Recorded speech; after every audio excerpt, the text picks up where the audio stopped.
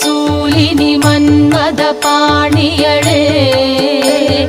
சங்கடம் நீக்கிட சடுதியில் வந்திடும் சங்கரி சௌந்தரியே